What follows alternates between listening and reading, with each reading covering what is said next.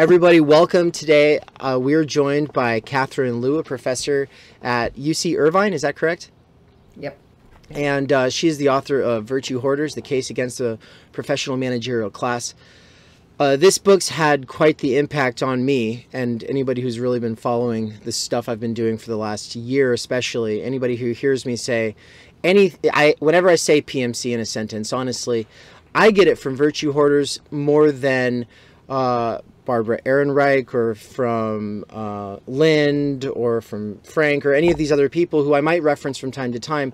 Virtue Hoarders has been kind of my go-to. And so whenever people have kind of responded to the PMC thesis or line of critique, and it doesn't seem like they've actually engaged with Virtue Hoarders or Catherine Liu's work itself, I'm always like, I don't care what you're critiquing. You're not engaging with the most current topical thing on this right now. And so I'm really, really honored to have. How do you prefer to be called here, Catherine? Catherine, just call me Catherine. You don't want me to call you Dr. Liu? No, or Your Royal Highness. Your Royal. Good. Yeah, we will do that then. Yeah, Your Majesty. Okay. Yeah. Yeah. You are called Theory Plebe, so yeah. that is your right. name. That's right. So please take the knee. Take the knee. Here I am. So part of the reason this book really stands out for me is because, especially since 2020, I've been doing a lot of, I guess, reconsideration of my assumptions about how social change works. And, you know, I think that it was called for because of the failures of the Bernie campaign, specifically the second time around. And that article by Nagel and Tracy, First as Tragedy, Then as Farce, talks about how the whole movement had kind of shifted from 2016 to 2020 towards more of this constantly capitulating to the Democratic Party in its rhetoric, to its interest groups, and becoming the anti-Trump movement instead of a positive movement that has solutions and is against the Democratic Party. That affected me, but it was really the PMC thesis that's come around and has the most explanatory power for me right now. But I mean, before we get any further into this, I guess what we really have to do is set up what is the PMC, because I cannot assume an audience of people who have gone and watched all of these excellent interviews you've done on Jacobin. I think maybe 4 or 5 now. And so let's just kind of start from square one. What is the professional managerial class, and why is it important to add to a traditional class analysis? So I like to start like historically and talk about like the long arc of working people and domination by the powers that be.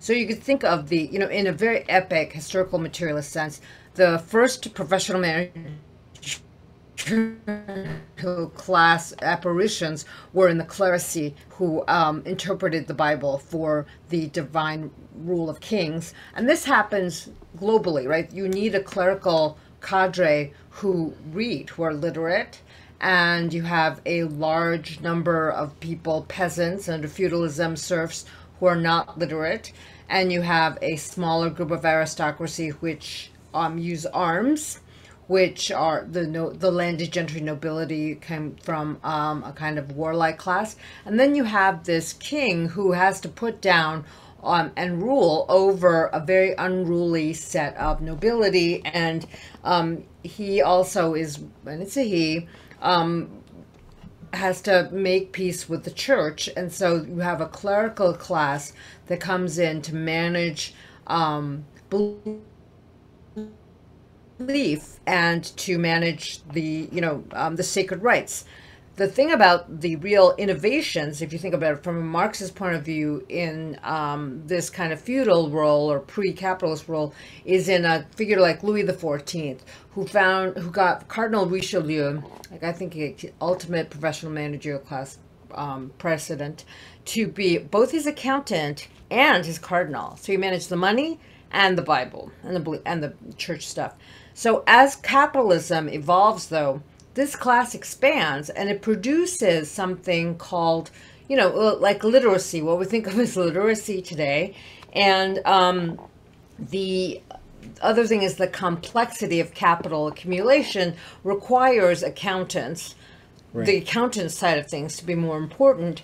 And within the analysis of someone like Siegfried Krakauer, who was looking at the evolution of class politics in early 20th century Germany, this class eventually, you know, they're proletarians. They don't own the means of production, right? But they have salaries rather than being paid hourly wages, and they work in jobs. And this is like, everyone like gets at me on this. I think it's a really easy way to describe this, and I think that if we look at things carefully today, this can help us understand how this class tries to differentiate itself from other workers.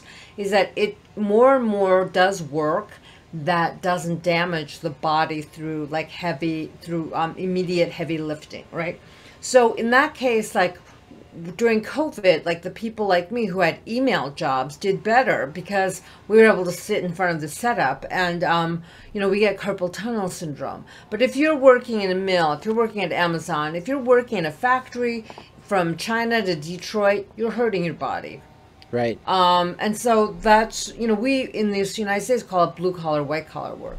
But the other thing about this class is that it's sort of broken out. That's its managerial function, is as the mode of production becomes more complex, the extraction of labor from workers is more and more extreme and more disciplined. This class manages that. They're foremen, you know, on the old factory floor.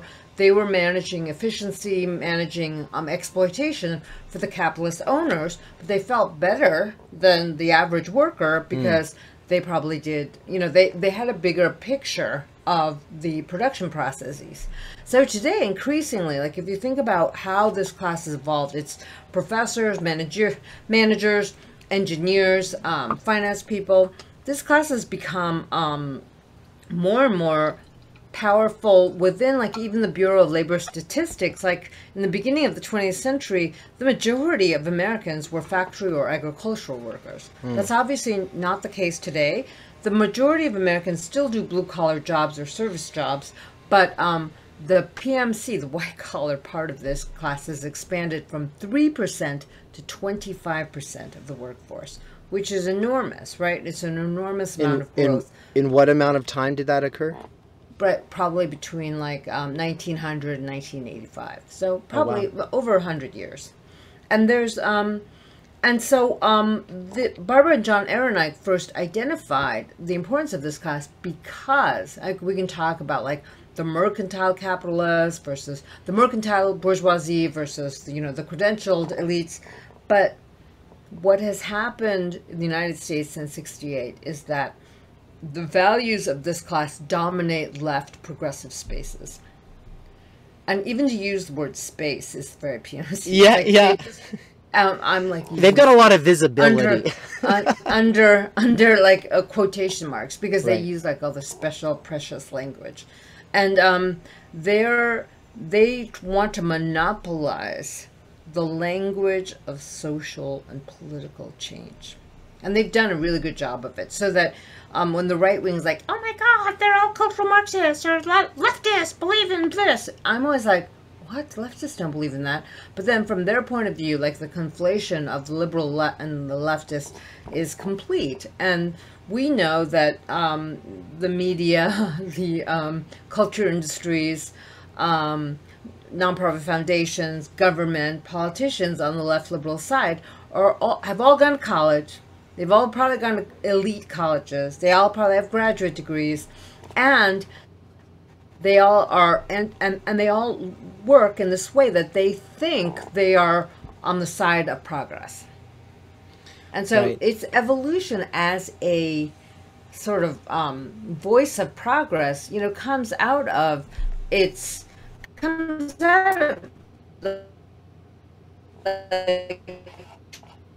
20th century American labor, Jane Addams in Chicago. They invented social work. They invented progressive education. And part of it was under the pressure of immigration, of migration from the South of African Americans, urban problems, and incredible labor unrest, right, throughout the first half of the 20th century. So they helped manage like the New Deal's redistributive and more democratic socialist kinds of policies. After the second, is this too long? No, you're doing great. From my end, I always say this. My struggle is like, will I be able to get her to talk? As long as you're talking, I'm happy. I don't have that problem. So, the Cold War also accelerated the power of this class because the military-industrial complex that Dwight Eisenhower called it used think tanks like RAND, used the intelligence services mostly trained at Yale to fight communism. Like, you needed an empowered professional managerial class to fight communism at home and abroad. Right. So you have this, with nuclear war impending, you have these Dr. Strangelove characters who are doing modeling of what a nuclear winter would look like, and also all the engineers who are making, and in the defense system and the national security scape, need a lot of credentialed elites to manage those budgets, to manage the expansion of the military after World War II. The other thing that, letting like the GI Bill veterans returning home from World War II were able to go to college for free, right? And so you need to expand this class because more Americans got college degrees than ever before. On the other hand, in 1947, there were 4 million workers on strike at any given time. So you have a lot of labor unrest. And, one of the things that, we should think about is what the workers were doing in 47 was saying, we killed ourselves to make all those ships, all those weapons. We sacrificed everything, and we won the war. We deserve more of the rewards. And so people now say, okay, they were like the labor aristocracy. They're just a bunch of racist assholes. They got people to go on strike, and they were able to make demands on capital that resulted in what we would think of as a more generalized redistributive culture or economic policies up until 72. Did we see something similar after COVID? People are saying like, oh, workers, especially like frontline workers, where you work, like logistics workers, Amazon workers, service workers, they're going to go on strike. They kept the economy. Hold on 1 second. I'm sorry to interrupt. I'm having a connectivity issue that just occurred, and so it jarbled your speech. And there's this part of it, you're just saying that after 2020, it's concerns about everyone going on strike, essential workers. But before we get back to that train of thought, I'm just going to disconnect and reconnect right here from my side. It'll drop me for a second. I think we should be good. We can go back to so like after 2020, 2022, there was saying like the government, the think tank people, the liberal media, they were saying that workers are not working. We have a job, we have a surfeit of jobs, not enough workers. Is this going to be creating the kind of labor unrest that happened in 47 after World War II? Like, we won the Second World War, the workers, the industrial workers wanted more. Will this happen with blue-collar service workers, logistics workers? Because we've, basically downsized our industrial workforce and moved it to China, but we still have a lot of blue-collar workers here who kept the country running, right, during the pandemic. And so there was a kind of voting with your feet and people not working. Is there that kind of worker unrest now since 2020? You and I both saw what happened with Bernie. You and I both saw the opportunities missed. And do we see that kind of like generalized worker unrest and a sense of entitlement and outrage organized through unions to create like the kinds of a shaking of confidence of the capitalist and a kind of capitulation to workers' interests on the part of the PMC I think not. I think like people have doubled down on really, really obscure identity politics and culture wars within the liberal elites and culture industry.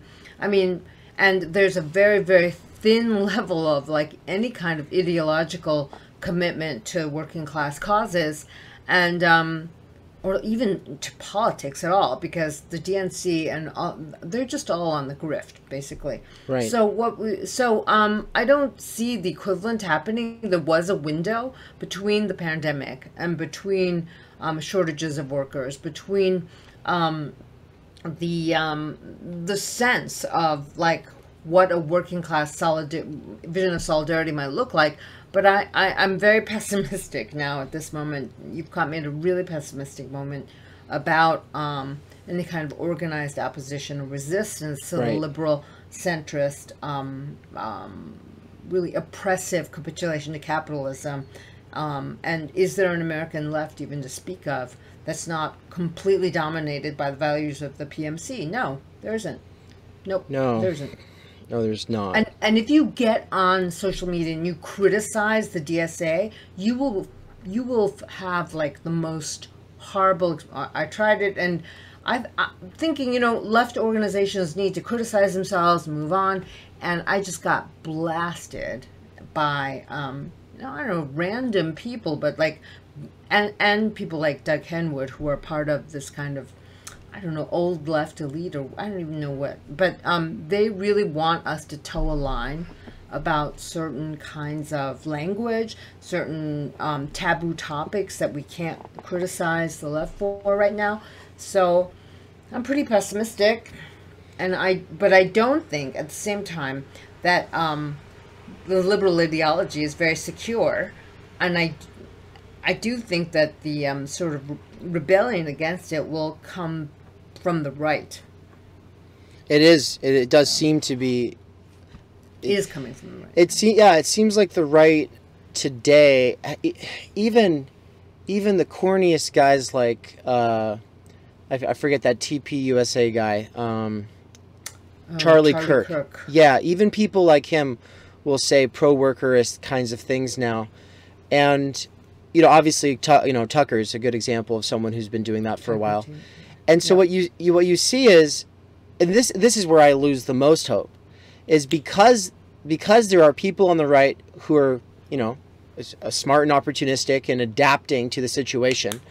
The liberal left, or the people who speak with it in mind, they say they basically they want to be so unlike the right that if the right is doing its pseudo populism, then they won't do populism, or they will actually they'll attack populism, or put it down as it's not a real solution. Yeah, well, it could be part of the solution. How about so there was a lot more openness to talking about economic populism when Trump was around, because I do think the Democratic elites were terrified. Like their faith in their agenda was shaken. So they were like looking for solutions, right? And so there was more openness to questioning. But after they got everyone to toe the line and elect Biden, they were like, fuck you, motherfuckers, we're doing our thing. And that's how it is now. And the one thing that I really despair about is that you need an organized, disciplined mass movement on the left. I, too, speak to workers because I do think that no one speaks for them. No one, and you know what? The poor, the working poor, they are not wrong when they say, oh, I'm not voting nobody cares about us. Because I canvassed for Bernie, and, I met a lot of angry people who are like, and also very passionate people, but, some of them in the working class neighborhoods we went to would just be like, you know what, no one cares about us. And then I was thinking, you know what, they're not wrong. They understand this political situation. They don't have a lot of leisure time to get involved in politics or read, and there is a kind of emotional catharsis that Fox News offers, and that Tucker offers. You know what? Like what the Democrats are seeing now is that working class people of color are also finding this like cathartic pseudo-populism really appealing, because you've got Nancy Pelosi saying, happy birthing people day, and people are like, that just has nothing to do with what my my reality is, right? These people are so far from understanding what I'm going through. And what I was thinking about too was like, you know how the 60s were like demanding more authenticity and immediacy, and they were like, oh yeah, the establishment lies and all that. The working class has that same attitude. And you know, the more hypocritical you are, the more stupid terms you come up with to describe politics that has nothing to do with anyone's, you know, day-to-day necessity of survival, the more hypocritical you seem, and the more opportunities you give to the right to denounce you and say, you know, these people are out of touch, they don't know what's happening. And this is one thing that I'm really trying to do, even though, you know, I'm in the academy and everything else, although I'm very paranoid these days, is just speak in a way that has some correspondence to authenticity, to political truth, and not like come up with some far-fetched language that I and like 300 other people know how to speak. Like I have read a lot, I do know a lot of stuff, but I'm trying to communicate it in a way that doesn't like create kind of obscurantism. And we really need that, but you know, we don't have that platform yet. You know, I look at Rogan, we talked about this, corresponded about this. He really tries to have arguments and conversations with people, authentic arguments, conversations. You might not like it, or, you know, it might go too far with the bro thing. I mean, I have a son, so, like, I know what that's like, you know, here, it's legs day today, it's arms day today, and, you know, it's very macho and masculine, whatever. Right. But why isn't there a kind of left equivalent who can create that kind of platform? Right. We are shot down immediately if we don't adhere to some crazy line that the DNC and the private foundations want us to adhere to.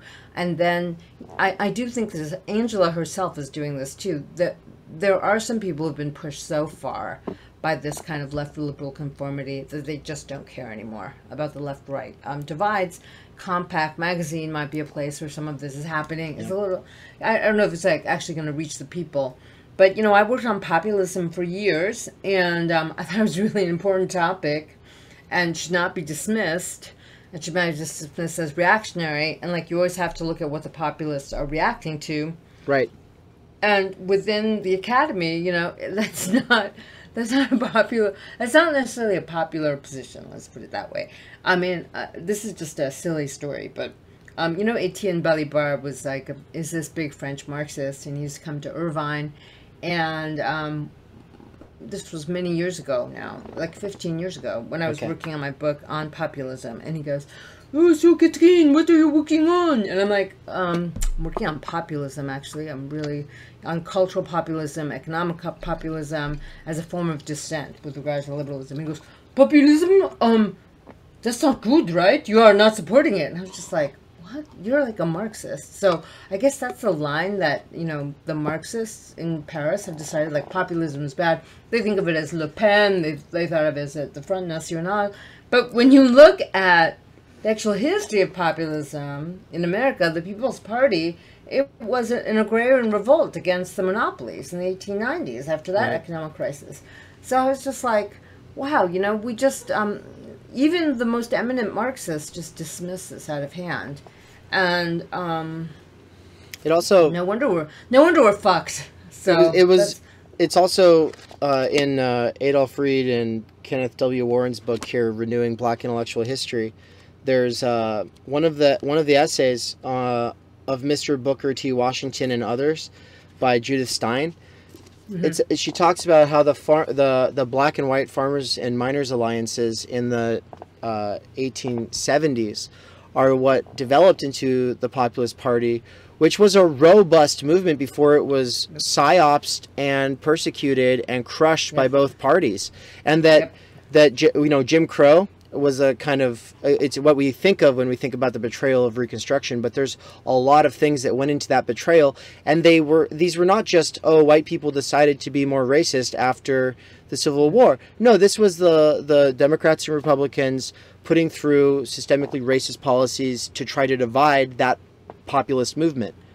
Yeah, right? You know, there was an agrarian alliance of white and black sharecroppers who saw what was happening in the West, because that's where the populists started, especially in Minnesota, Wisconsin, and these other areas. And there were like local reading groups. There were farmers' alliances. There were working class people who were who saw their interests as necessary and as having something to do with each other. And then there were forces that came in, established Jim Crow. It was the powers that be in the South that established Jim Crow, that reinforced the color line. But the organic working class movements of the late 19th century were interracial. Like, there was this interracial moment. I mean, I don't have all the facts in front of me right now, but there was like a black and white farmers league that was in the South. And one of the things they demanded, which I also thought was really interesting, considering, like, I was reading a lot of Hofstadter, and I was looking at, a lot of the, American anti-intellectualism that was growing in the latter part of the 90s into the 2000s, was that, a lot of these farmers and workers who revolted and who established a third party, what they wanted was education. Yeah. And they wanted more funding for higher education, agricultural education, technical education. They felt that they hadn't gotten good educations, and some of the greatest leaders of the Populist Party were self-educated people who wanted more education for farmers, who wanted more education for the working class. So in response to this, the federal government does create like greater educational opportunities. State universities became better funded, at least in the Midwest. I'm not sure about the South, because their elites were always very, very, very, very feudal and aristocratic. But at least in the Midwest. But then, so how did you have this idea of popular education demanded, but for that was a demand of the working classes, become like the servants of credentialed elites? And that's the story of the 20th century. And that's the story of the PMC. That's the story of how you create these barriers around higher education, and you make it seem like it's a luxury good, and you say, like, this is how you enter our group, and this is how you stay out of it. 60 Americans have never been more educated than, in any time in its history. Like, 64% of Americans have some kind of higher education degree. But there are also statistics out there that say the majority of Americans can't read past the 8th grade level. So when you look at some of the writings of these, of the Farmers Alliance people, it was incredibly fluent and eloquent, but they were educated. They educated themselves. Abraham Lincoln, from an earlier generation, is from that era too.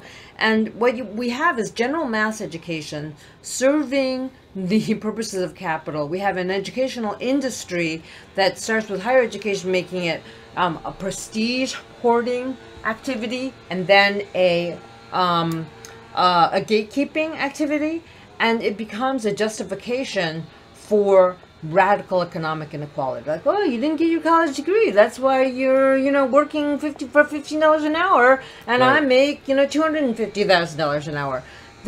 So the whole perversion of the educational mission is terrible.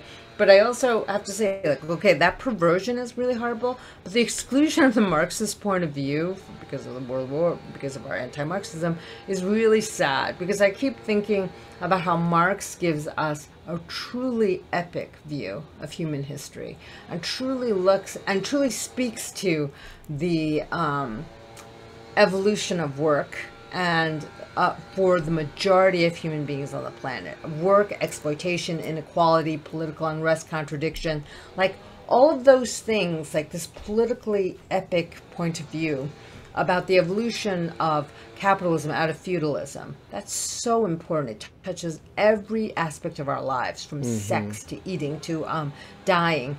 And yet that's the one, perspective that's excluded from education at any level. Now, I know that, high school teachers and everyone try their best, they do their best, but it's so like baked into the system that we can't have that point of view. Like people love to game, people love Game of Thrones, people love like that epic thing, that epic perspective. You know where that epic perspective is? It's not in positivism, it's not in pluralism, it's not in empiricism. Like, I'm going to go collect a lot of facts and then tell you about this like very obscure plant that somebody had a relationship with in 1699. No, you know, that does make sense in a larger picture if you want to think about like the spice trade or something. But a history of violence, a history of exploitation, that epic point of view, that is a Marxist point of view. And it's so exciting to actually learn about history from that point of view. And no one's doing and it, then right? Yeah. What? And no one's doing it. And I would say Very that's few also, people do it. it's by design, right? Because It is by design. And because we always think like, oh, those Marxists, they're ideologues and we're liberals and skeptical and we have like creativity and flexibility. I haven't met a really skeptical and creative liberal in a very long time. Yeah. Sorry. No. Sorry, liberals. Yeah, well, and I think, you know, we've all probably, I mean, we all, a lot of us, meaning people in this audience, have probably had interactions with people online or in person who are, you know, this kind of scripted, dogmatic, feeling kind of quote-unquote Marxist or whatever. But the worldview that you're talking about is one that's profoundly impacted me in terms of, you know, having read A Strange Labor, maybe like my second semester into college, not because a professor, you know, had that on the syllabus, obviously, because it wasn't, but because actually a professor who was teaching a political philosophy class basically had us read every person on that syllabus very seriously, but then had us do cliff notes for Marx. And it made me realize there was a bias on the syllabus, and so I went searching out somebody who could tell me more about Marx. I was like, something's wrong here, and I honestly had no idea what I was getting into. You know, before college, Wow. I didn't know about philosophy. I didn't know who Marx was. And so that A Strange Labor piece, though, was the first real big moment for me that made me realize my whole life I've been blaming other people in my life or myself for everything that's ever gone wrong. And I never really thought about, oh, we're in a shitty situation. None of us have time or energy to be able to focus on ourselves or one another, to be able to develop ourselves in any sort of serious way. And I heard you mention this in one of those Jacobin interviews. You talked about Marx at his most humanist moment, when he's thinking about the capacities that are going dormant, the missed opportunities, the families that are not able to connect. And, you know, because people are trading away their entire living lives, that's the most important thing to me from all of it, right? Yes. When we talk about exploitation, look, I don't, honestly, personally, okay, if some people need to be paid a lot more than me, and I need to be, I don't give a shit. I just don't want to have to worry about where I'm going to live.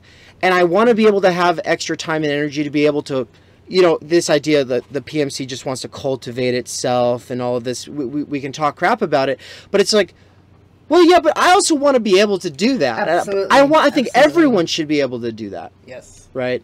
And see, that's, I think, one of the most important things about Marx's analysis of surplus value and leisure time is that there actually is, as production becomes more efficient, there should be more leisure time for everyone, especially for the working class, and not just leisure time for that self-cultivation for the owners of the means of production, but every worker should be able to reproduce his or her own life and have enough time to cultivate him or herself. A lot of, like, you know, leftists of your generation think that it's all about cutting. Marx leftism is about cutting down the tall poppies, because they've imbibed a kind of Puritanism that thinks that to be a good leftist means you have to preach austerity for all. A lot of environmentalism is like that too. It's crypto-Christianity. One of the things that happens in the evolution of capitalism is that by the 19th century, there is a bourgeoisie that has, there's a critical mass of the bourgeoisie in industrialized countries that has enough leisure time to to value cultivation, self-cultivation. In German, it's called Bildung, right? Yes. Marx sees this, right? Marx sees this happening. He sees this happening in Germany.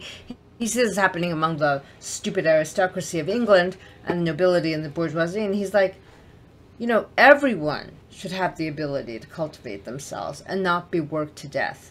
Everyone should have this leisure time. This leisure time is a part of the commons that the aristocracy used primitive accumulation to destroy in the 15th century so that the peasants couldn't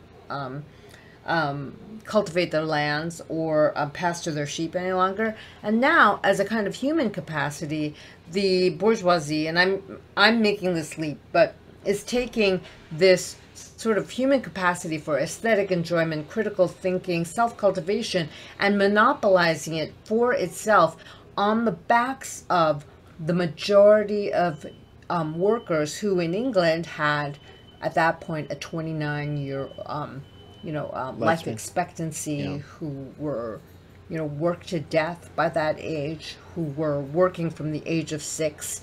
And so he's looking at these ladies who are wearing the lace dresses that the 16-year-old girl, Irish girl, worked herself to death to produce. And he's not saying no more lace, which is what a lot of these fucking Puritans in America want to do. He's saying, we should all have the luxuries. There is nothing too good for the masses. We should all have these luxuries. I just saw something really sad on TikTok. This is like terrible. Oh no! Just on social media too much. But there was a young woman who said she just got a job for $20. She was making $20 an hour, and a lot of the comments were like, "Well, how are you going to redistribute that wealth?" That's not wealth. That's her salary. Yeah, I'm sorry. What? Yeah, 20 bucks an hour. There's a very primitive, self-imposed austerity that also happens with the cancel culture stuff in left liberal circles, and I'm just like, we are not free from the yoke of crypto religiosity. Each one of us is a Puritan ready to out the next witch. This is the opposite of solidarity. Yeah. This I think you use actually. This would be a perfect time for me to read one of my favorite quotes from your book, because it actually ties right in. It goes. It's a little bit long, but we talked about this. The working class has longer attention spans and listens to 3-hour conversations all the time nowadays, while the PMC complains, "Oh, it's long." Well, this is it's not that long, but it goes, at the beginning of the 18th century, when the labor of others allowed for European bourgeois elites to use their leisure time to cultivate sensibility and sensitivity in an allegedly disinterested manner, a select group of men and women of leisure came to imagine new forms of sociability and intersubjectivity. Today's capitalists and PMC elites are also into self-cultivation, but their anxiety about their privilege makes them work very hard to humiliate others and project themselves tirelessly as a cultural and political vanguard, doing things to themselves of which ordinary people are incapable. 100%. PMC elites are always experimenting with themselves, from returning to the land under the aegis of new communalism to keto diets, only drinking sewage-laden raw water, and intermittent fasting. Their self-indulgence is always a kind of sanctimonious austerity. In terms of etiquette and new forms of mutual address, PMC elites have pioneered a language of liberal tolerance that the working classes have not mastered. PMC elites, consciously or unconsciously, want to humiliate their adversaries by attributing to them a desperate lack of intelligence, empathy, and virtue. End quote. Yeah. And yeah. I thought, first of all, the image of you on TikTok already is really funny. Like you're sitting here scrolling TikTok. You got to stay away from this stuff. It'll drive you crazy. No, I know, no. This was just someone telling me, like, this person had just, this poor young 20-something just posted this, and there were all these comments about, when are you going to give us some of that money? And I was just like, wow, like this person, this young woman just got a job where she's making more money than she ever has, and you're ready to take it from her? Yeah. Like, I don't believe in private property in the long run, but we're not there yet. We're not we're not in communalism. So who are you people? Yeah. Yeah, one of the things I was thinking here is also the tiny house movement and the van life movement.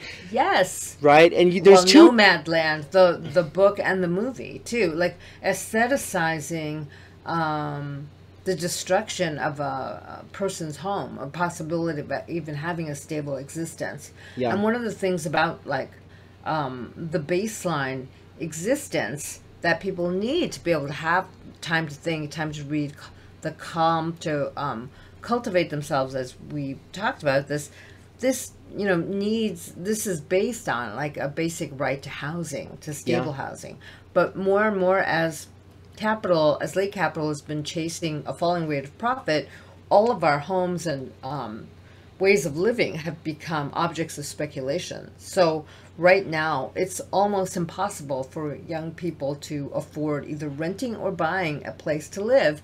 And so you're just living in fear constantly. No. So on the one hand, you have this like living in fear, and then you have like over accumulation of wealth in the hands of a few who are using that wealth to speculate on the real estate market. You know, hedge funds, venture capital are buying up single family homes, especially in African American neighborhoods, raising the prices of rent then, because you know what, there's still more poor people, more working class people. There's money to be made from exploiting working class people and poor people on the level of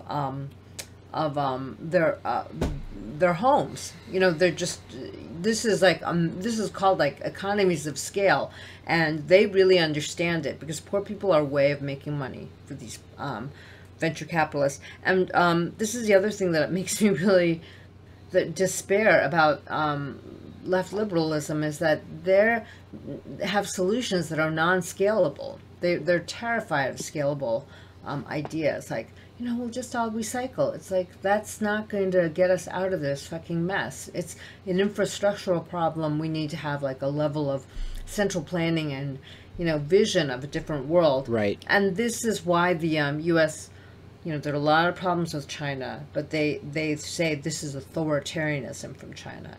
But China is able to build high-speed rail. They're able to come up. They are going to produce better batteries, better solar power, better nuclear power, because they understand scale. Right. The Chinese Communist Party has a lot of problems, but they understand scale, scalable solutions, and they understand that they've lifted 800 million people out of poverty within the past 40 years. And I always say, like, so what have you done lately, leftists? Right. Have you lifted 800 million people out of poverty?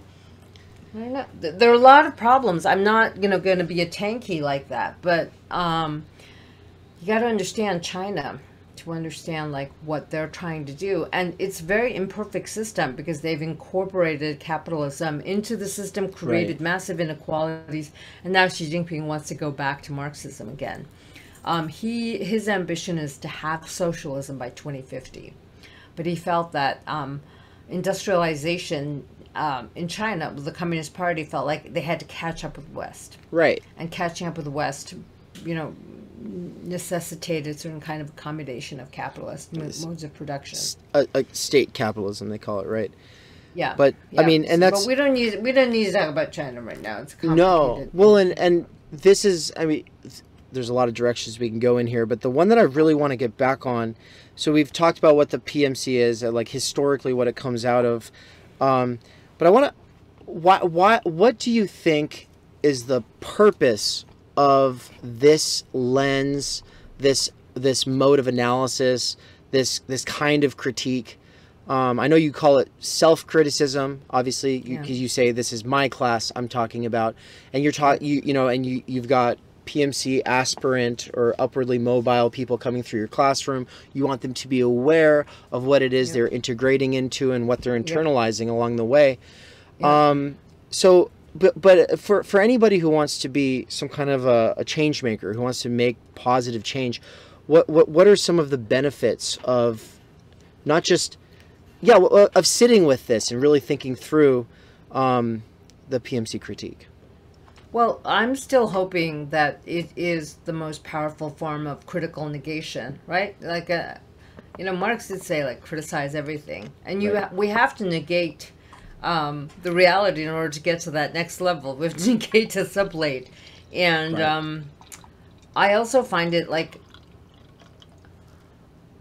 you know what? Marxism for me is about the political, historical aspiration for emancipation for the greatest number of people, right? And that emancipation is dependent upon overturning the capitalist mode of production.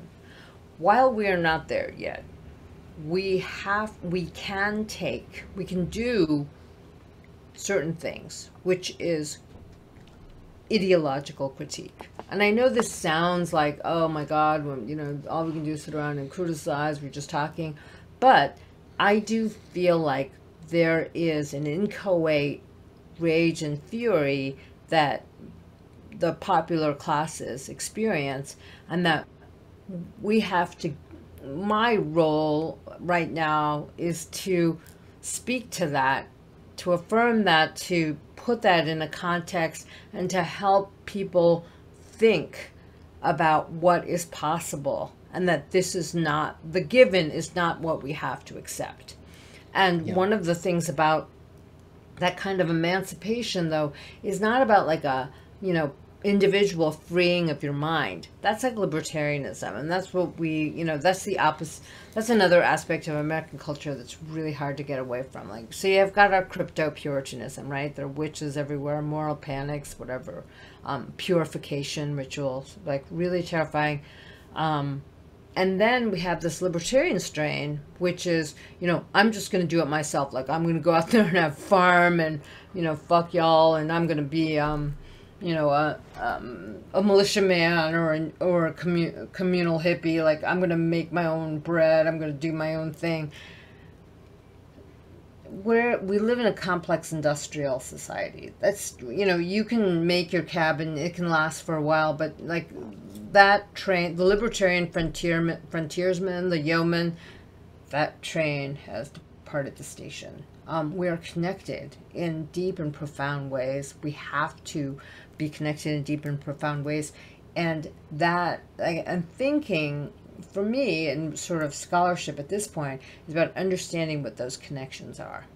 And it's both it should be very humbling, but it also can be very joyful, because you put yourself in the context of a long historical struggle for freedom that is part of human history, and is a really important part of human history. Like, if you're working on the assembly line, if you're working at a shit job, you know what? 99% of working class people have worked at shit jobs. Maybe like the 1% of people like work at a job they really love and then they become Mark Zuckerberg. Fuck them. We all work at jobs that are deeply alienating, exploitative, but that is something that's really powerful, because these forms of work have evolved through human history. We're workers like workers from 50,000 years ago when Homo sapiens emerges, and to understand how human beings are means to be connected to other people in our class, to a historical trajectory that aims for the emancipation of the many. So that is what I think is still and always going to be possible. Of course, I'm not being that specific right now because it's not being taught at the universities now. And, I didn't used to be so afraid of being canceled, but things are really scary right now. So I'm going to write this book that's, on trauma, that's very disciplined. But I have this feeling like if they wanted to get me, they would, I've taught for almost 30 years. They'll find something to get me on they. Oh, it's, it's a matter of time. Yeah.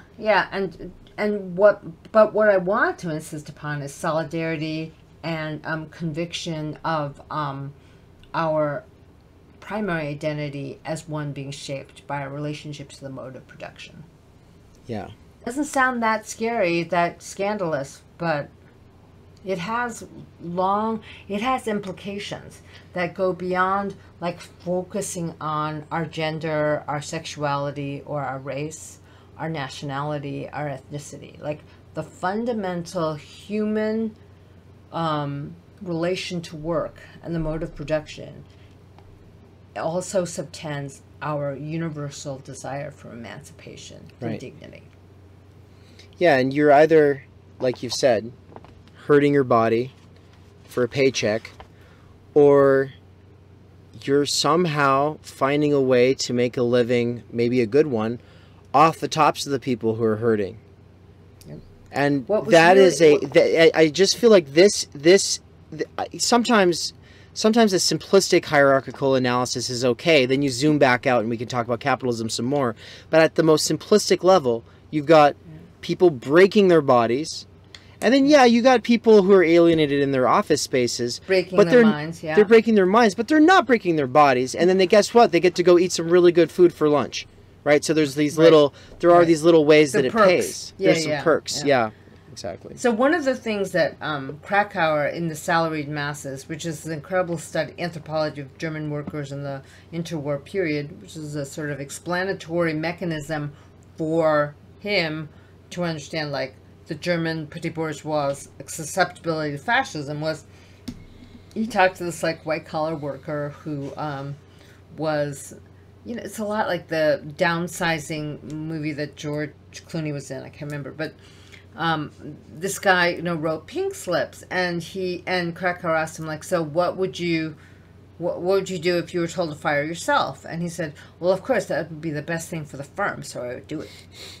And that intermediate relationship between, like, the workers that you're managing and firing, the bosses who are the capitalists, and your function makes of the PMC, like, uniquely incapable of identifying with workers. The masses, they identify with the bosses. And this is what you see in general in our class, that they identify with the capitalist donors who give, you know, $50 million to private foundations, or your boss at Goldman Sachs who makes $50 million and you make $1 million and you want to be him. You don't identify with the people you're downsizing. You identify with the sort of macro level economic engineering. But you know what's so scary is that among professors, at least, and among, like, elites within the PMC, there's an decreasing ability to even tell the difference between what your boss wants and what you want. And I think that still in the working classes, like in the lower echelons of workers, you have a distinct sense of what someone's trying to extract from you, what you try to do to maintain your dignity or the integrity of your body or the flow of your work. And within the upper echelons of, you know, wage laborers, you have almost a complete convergence, and this is through education, I think, of your interests and the boss's interests, even if there is materially a huge difference between what the boss wants and what you should want. So That's what, when we were talking before we started recording, and I'd mentioned that book, Disciplined Minds. What it ends up arguing is that anybody who's, like, postgraduate, the filters they've had to go through, what those do, the LSAT, the GRE, all these different things, it filters out anybody who is able to look at a bigger picture, who's thinking about so what, you know, whose interests does this serve, right? And what it does is it selects for a disciplined mind, the kind of person who's able to focus on a niche area for 15 to 50 years, and in doing that, to pursue funding for research. You got to think. I really love the way he sets this up. The way that, because for me, this, you know, as I'm a bit of an outsider, I've never actually pursued funding to do research within academia, but, you know, there's lucky for you. Yeah, there's money available, but it's always money towards specific ends.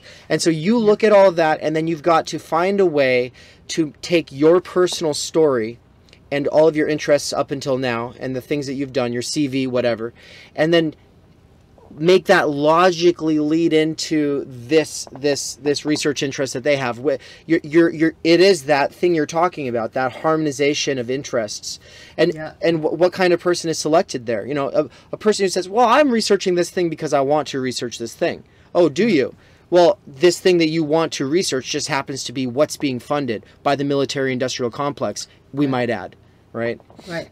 No, this is this is happening within, you know, the National Institute of Mental Health and the way that people are treating, you know, psychiatric disorders, because the DSM, the Diagnostic Statistic Manual, is geared right now towards a diagnostic structure that allows for drug companies to say, oh, if you have 20 symptoms of bipolar, we can help you address with this drug 15 of them. So insurance companies will cover it. And so a lot of research is just tailored, and they have, you know, gazillion dollars of funding to create molecules that treat a list of symptoms that have been, you know, that it's very iffy, the Diagnostic Statistic Manual, in terms of its science, but that are tailored towards addressing this so that your molecule can be patented, and then the pharmacological industry can take it on, and you can make a lot of money. This is, you know, right now, like, the cutting edge of a lot of this is Alzheimer's research.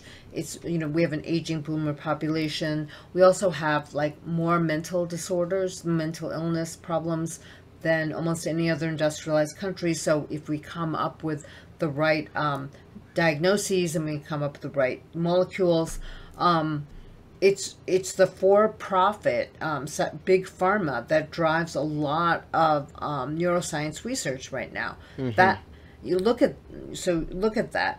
So if we look at this, then you can feel like really, really overwhelmed and despairing. The thing that I've been really feeling overwhelmed and despairing about is actually big ag, the food industry. I mean, America is just being killed by its food, right? Yeah. There's no two ways about this any longer. Like, you go to any other country in the world and you just don't see the levels of obesity that you see here. And it's all part of our industrial agricultural regimes, and also part of the temporality of our work days. Like, you don't have time to work, you don't have to, and it's like actually more expensive to buy fresh ingredients and cook them yourselves, especially if you're working a long, physically punishing job. You're just going to go to Chick-fil-A or, you know, McDonald's or whatever. And, you know, I have nothing against, like, large, you know, like fast food chains. I keep thinking, I've said this before jokingly, but I feel like fast food chains can be easily converted to providing good food for the masses. Like, when you socialize fast food, then you'll have, like, communal kitchens, because there are communal kitchens already. You'll have logistics lines, but you won't be designing foods that are high in fats, sugars, and salts to keep people coming back for more and more and more. You'll be able to feed people cheaply and in a healthy way, but you have to take out the monopolization and the profit motive. So the thing is that the infrastructure is there. We just need to collectivize all of these. This is essentially the stores. thesis of the thesis of my Work at Amazon book, or it might be called Everyone Should Work at Amazon, because the point is we should collectivize Amazon, and it's a wonderful setup. I mean, it's great. We've robotized, automated like 98% of everything there. I've worked other jobs stocking shelves at grocery stores, and I did some at Walmart one time for a Christmas season. You know, I've worked, you know, as a temp job, and they've streamlined the distribution stuff to such a degree at Amazon that, like, maybe like 9 out of 10 steps that I was doing stocking shelves at a grocery store have been eliminated. You know, I don't have to bring the stuff over with the pallet jack, and I don't have to unstack it myself and then bring those stacks of boxes down to the respective places on the aisle and then cut open the plastic and then put it on, and I don't have to face it on the shelf. No. It just comes to me on totes. I take it, I put it in the cubby holes on the pods, and then I just do that for 12 hours.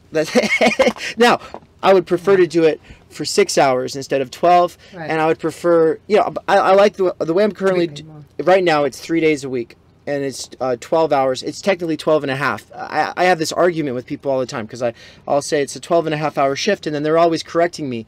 It's 12 hours. And I'm like, no, it's 12 and a half. We have to be here for 12 and a half hours. They're like, yeah, but you clock off for a half hour. That's your time. These are fellow employees telling me that. I'm like, no, I can't be at my house doing my own things. This is a 12 and a half hour shift. Eventually they get it. You know, it's the difference between labor and labor power, right? Because your capacity is on call. You're there. You're not able to do your own things. but obviously you know that. But the what I'm saying though is that if I'm able to almost make a living, working a 36-hour work week, you know, it's these 12.5-hour shifts, 3 in a row, once per week. If we eliminated a lot of bullshit jobs and redundant warehouses, well, people could work a third of the amount of time that they're currently working, right?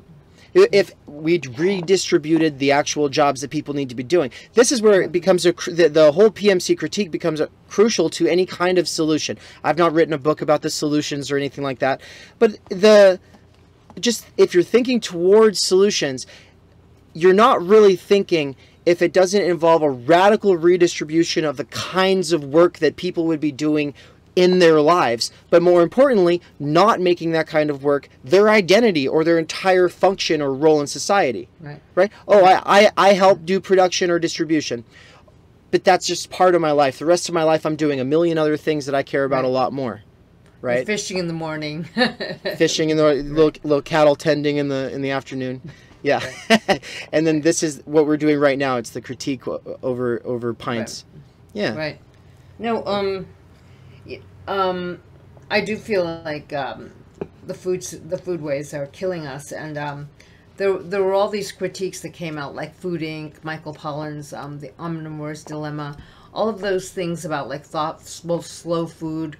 They've all become like highly specialized, like fancy things that are, you know, luxury items. Like we can do slow food, we can hunt our own food, we can, you know, go truffle hunting in Northern California. We can have like gourmet meals made by whatever her name is for $120 a person. All of that is fine and good. It's just not scalable. And I have to say, like, because I grew up in the 70s when you thought there was a more communal future possible, I would always think like the most ideal kind of life would be like the Earth ships, where you'd have single families able to occupy certain spaces, and then like communal kitchens. Because I personally do not like to cook, right?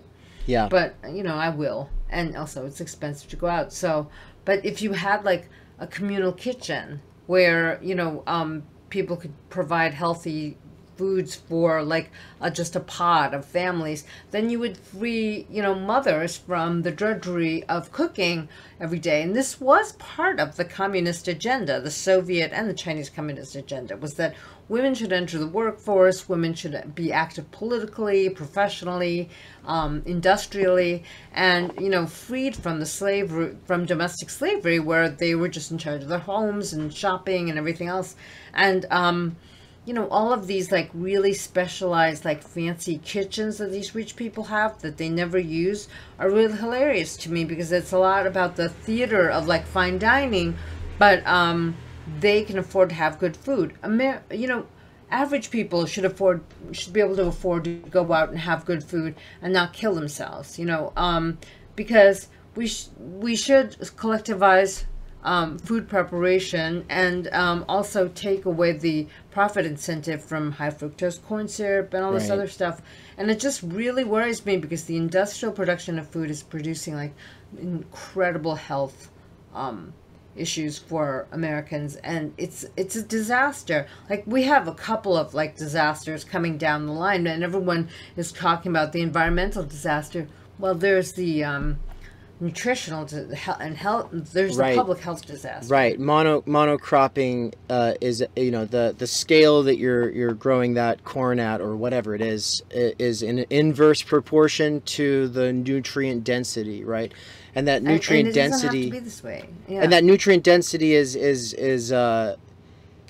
aided by biodiversity, which is the opposite of monocropping, right?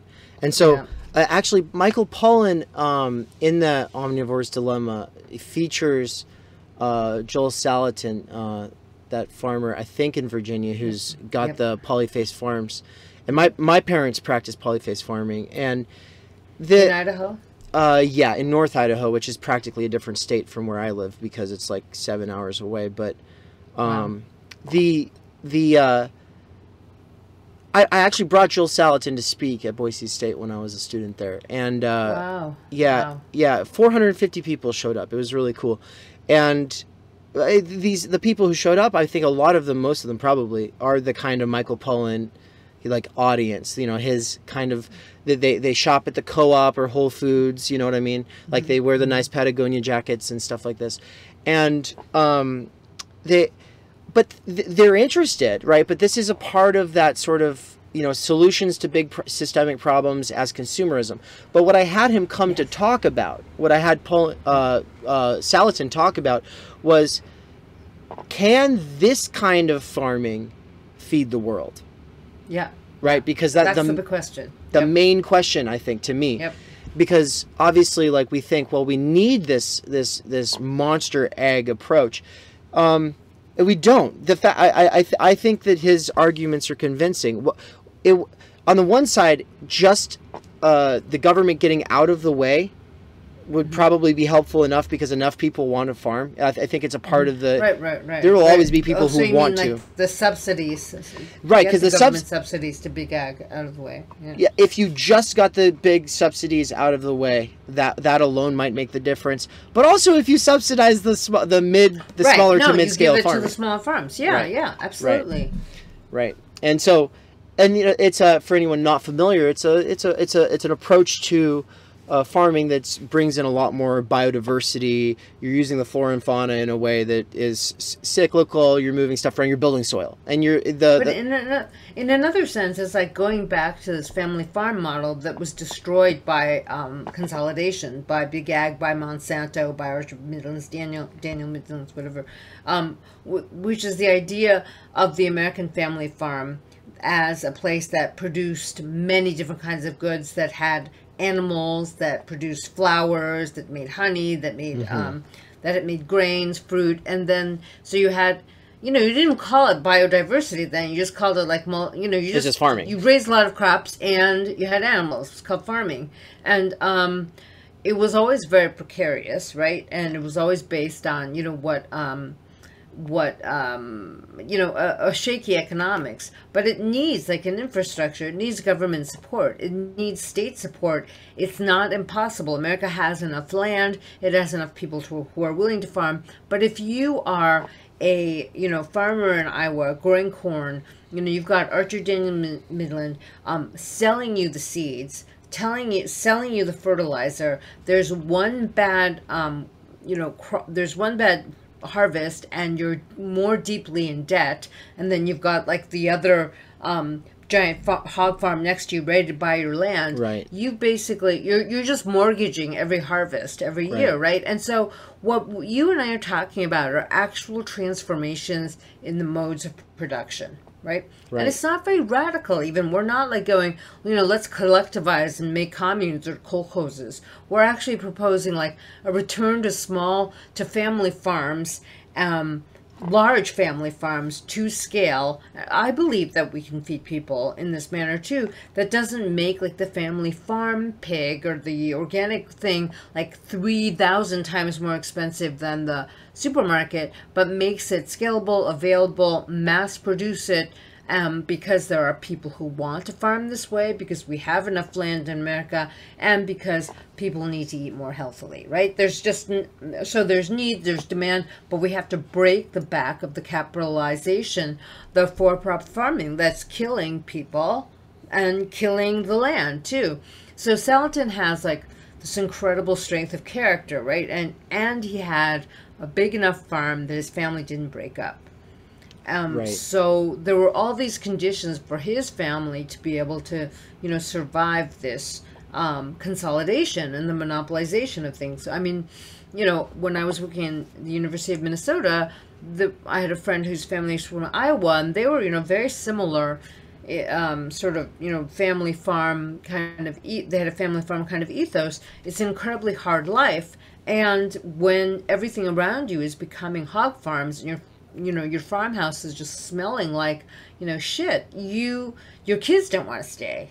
No. And so it's very hard for a family farm to survive when industrial farming is all around you, right? So you have to reconfigure the whole situation so you support that family farmer. I just feel like these are debates that we're having about modes of production. Right. When you're talking about Amazon, we're talking about modes of distribution, right? Because we're not really talking about the China, we're not talking about bringing manufacturing jobs back to the U.S., which I think we should, but we're just talking about what is happening within Amazon that is, part of the American worker. And so these are conversations that people on the left don't like to have, because they like to talk about modes of consumption rather than modes and culture wars. And what we need to do is really focus on changing the ways in which we produce our foods, and not making more rarefied forms of high cuisine, fine dining, available to fewer people. I know that wasn't Pollan's intention. I mean, I think he is a man of the left, but the way that his work has been received, the way that, the New York Times embraced him, it became part of an Uber PMC idea about, you know what it is. It's called farm to table. Exactly. Right? And they have that one in, I think it's actually in that same documentary. They do show one of these really bougie places in New York City or somewhere like that, where it's straight from the farm to the table and all this. And I don't remember that. There are more and more farm to fork. What do you call it? Farm to fork restaurants that the majority of people can't afford to eat at. So. And a really good example. I've had a lot of friends who are either they are vegan, or they were vegan, or whatever. And these friends, I've heard multiple of them over the years say it's easy, and it's a lot easier than people realize, because actually veggies are so cheap, and people act like they're so expensive still, but they're really not that expensive. Okay, let's just say that if that's true, and it's not always true, but in some cases it's actually true. You can actually get a bunch of veggies pretty cheap, and cheaper than, say, some overpriced cereal or whatever. Right. Okay, fair enough. Cooking it takes time, though. My whole week is currently it looks like the only time I'm able to actually do any food prepping for my entire week is probably this evening, and I'm gonna make a ton of enchiladas, and I'm gonna freeze a bunch of them, and I'm gonna bring them to Amazon, blah blah blah. And it's like, would I rather be doing something else during that time? Well, I mean, maybe, but if I just had a lot more time in my week, actually, I think I would still be cooking. The people who are like, oh, it's all so easy. I went to this one guy's house. His parents lived up on the rich end of Boise, up on the hill. It's like a mansion practically. And I was hanging out with him, and he's talking about how easy it is in this really nice house, and he's preparing this I forget what they even call it. It's like a vegan chicken sort of substitute. Tempeh. It's like this tempeh thing. It took him 2 hours to prepare us our sandwiches, and he's talking about how easy it is. And I'm like, I mean, it looks easy, but you're not thinking. You have 2 hours to make a sandwich, man. The other thing is, and this was my colleague Yong Chen's thesis. He wrote a history of Chinese food in America, and he has a really interesting thesis. Is that when the Chinese workers first came for the gold rush, and it didn't pan out, for most people. Sorry, I'm here all week. They went into restaurants and laundry, and he said that one of the things that eating out in America was going to eat out cheaply at a Chinese restaurant. And in the late 19th century, early 20th century, only rich people were thought to be able to eat out. But because the Chinese had figured out how to make food cheaply, working class people and middle class people could go and eat out, and it was a treat, it was seen as a luxury, right? And so this is going back to what we think of as luxuries for everyone. It's like, when you're working a really, really punishing job, when you're really stressed out, it does feel like a treat to go out and just get fast food. Who wants to be preparing that, tempeh sandwich? That feels like punishment to yourself, right? And you were just, you're making all your enchiladas, you're very industrious. Kudos to you. I don't think I could do that. I mean, I tried to be more organized about work, but and food recently just because of the pandemic and everything. But I'm not a very organized person about food. I was when my son was home, and then when he was gone, I was like, wow, I don't have to pack lunches anymore. But then you're just like, when I'm at work teaching all day, like going out for lunch feels like a special thing. And I feel like when you're at work doing a punishing job, having a high sugar, high fat thing that you buy, from a fast food place feels like a treat. How we can change that is not like changing an individual person and saying, you're just, you're a piece of shit because you're not eating vegan, but actually just providing for like an infrastructure of better food where people can eat out cheaply if they want to. One of the examples I think I've talked about in another podcast was, when I was in France studying abroad, this was many years ago, when the French university system was more heavily subsidized, like they'd give us these food tickets at the university that were worth five francs. That's like $1. And you could go to any cafeteria and get a healthy lunch, right? Or a dinner even. And it was all publicly funded. So, you got like the various things on trays, and like it was a very surly person who was serving it to you. But now our food services on UCI campus are completely controlled by Aramark and Sodexo.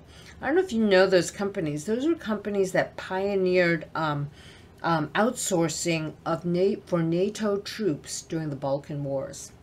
They provided food services for those people. And so the university, rather than employing cafeteria workers because it wants to be an enlightened employer and provide them with,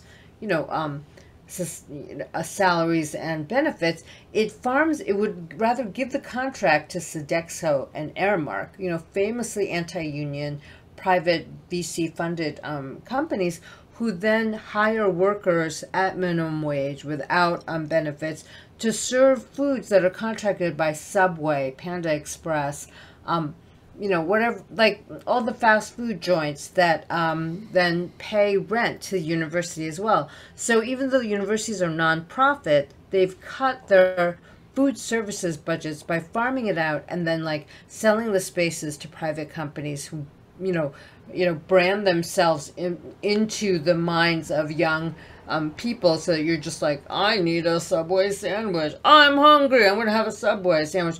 We only have Starbucks on campus, right? Because Starbucks pays more for the rentals of these things. All of these things came onto university campuses in a huge way after the 2001 recession, after the 2008 recession, right? There's no reason why there has to be a Starbucks on campus. There's no reason why there has to be a Subway on campus. There's no reason why Aramark has to employ food services people rather than the university itself. So these are things that are really interesting to me. They're not interesting to other leftists. Like they're like, oh yeah, I'm really into gaming and I got a theory about fans. Right. So I'm just like, whatever. Like And they're rewarded for it, and the professors are sort of interested in this, and what we're talking about here just seems too normie and production oriented. Yeah. For the average PMC elite person. Yeah, and I think a lot of people, if you have an average PMC leftist who gets on board with thinking of any kind of utopian vision whatsoever, right? They do it in a way where it's like they're figuring out the way that it would be for everyone, and I like, instead of like thinking there would be a lot of local empowerment for people to be able to do their own things, right? So we need big systems, but we also need local people to be able to decide how they want to organize that, right? Because you were talking about smaller farming, maybe more communal style, maybe it's that family model, maybe it's a more communal style. Right. Different people want it different ways, but they need the system that supports them to be able to do that at the smaller scale. And without that system, they're up against the market, right? Right now we have like just mass markets. That's it, right? And so, by the way, Aramark also, it doesn't just contract all the universities in this fucking country. It also does all the hospitals and the prisons. And so you're eating prison food at that university. Is really what it is. It's like they have a Sodexo does the cleaning crews. You know, they're very clear, like levels of struggle that we could be engaged on, and then you'd be like, well, you know, why don't you go do that? And I've basically given up on campus politics. Yeah. I mean, I feel like the radical liberal professor wants to defund the police and wants to demonize the right and extremism, yeah, you know, whatever, right-wing extremism, and defund, and right.